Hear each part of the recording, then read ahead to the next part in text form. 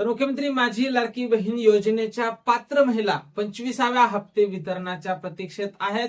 असं वाटत होतं की काल एकादशीच्या निमित्ताने वितरण होईल, पण काल वितरण झालेलं नाही. ज्या महिलांना 24व्या हप्त्याचं वितरण झालं, अशा महिला सुद्धा 25व्या हप्त्याची आतुरतेने वाट पाहत आहे. पण त्याचसोबत ज्या महिला अपात्र झालेल्या होत्या, म्हणजेच पहिले 81 लाख महिला अपात्र झाल्या होत्या, त्यानंतर 91 लाख म्हणजे 10 लाख महिलांची संख्या त्यात वाढलेली आहे.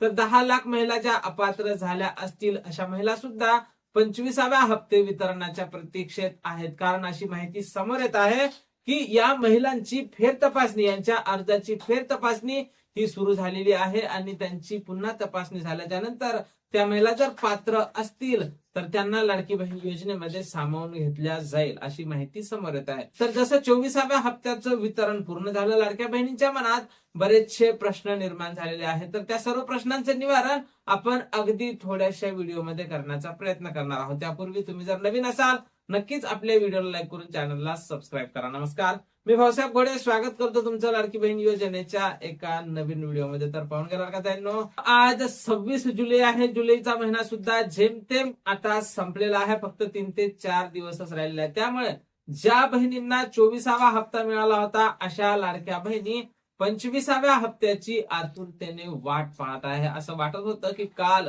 लाडक्या बहिणींना एकादशीच्या निमित्ताने पैसे येईल, पण काल सुद्धा पैसे आलेले नाही किंवा हप्ते वितरणासंदर्भातला GR सुद्धा प्रसिद्ध करण्यात आलेला नाही. या अगोदर असं सांगण्यात येत होतं की हप्ते वितरण हे लवकर होईल आणि ज्या महिन्याचे पैसे त्याच महिन्यात लाडक्या बहिणींना मिळेल, पण तसं होताना सध्या तरी दिसत नाही. म्हणजेच महिना संपायला आला, पण वितरणासंदर्भातला GR हा प्रसिद्ध करण्यात आलेला नाही. पण ज्या लाडक्या बहिणींना 24वा हप्ता मिळाला नाही, त्यांचं काय? तर लाडक्या बहिणींनो, तुमच्या निकषाची तपासणी, तुमचे डॉक्युमेंट व्हेरिफिकेशन चालू असल्याची माहिती समोर येत आहे. म्हणजेच पुनर्तपासणी ही चालू आहे. त्यात जर तुम्ही पात्र ठरल्या तर तुम्हाला नक्कीच हप्ता हा मिळणार आहे. पण तुम्ही जर या योजनेत पात्र नसाल तर निश्चितच तुम्हाला या लाडकी बहीण योजनेतून अपात्र करण्यात येणार आहे. त्यासोबत बऱ्याच महिलांनी केवायसी केलीच नाही. जवळपास 50 ते 60 लाख अशा महिला आहेत की ज्यांनी केवायसी केलीच नव्हती, तर त्यांना केवायसी सुरू होण्याची वाट पाहावी लागणार आहे.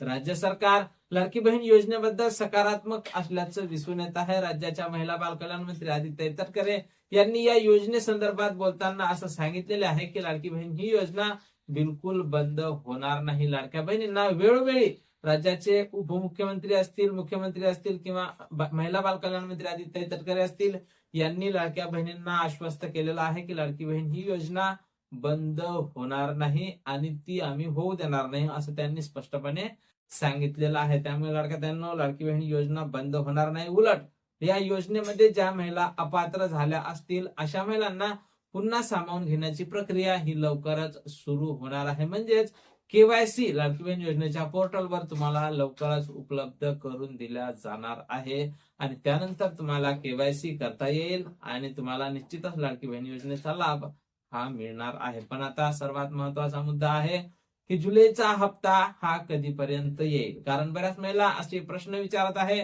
की या महिन्याच्या हप्त्याला सुद्धा विलंब होईल काय. आता मागच्या वेळेचा जर आपण हप्ता पाहिला तर जूनचा हप्ता हा 15 जुलैच्या जवळपास वितरण कंप्लीट झालेलं होतं. 15 ते 16 जुलैला वितरण झालं.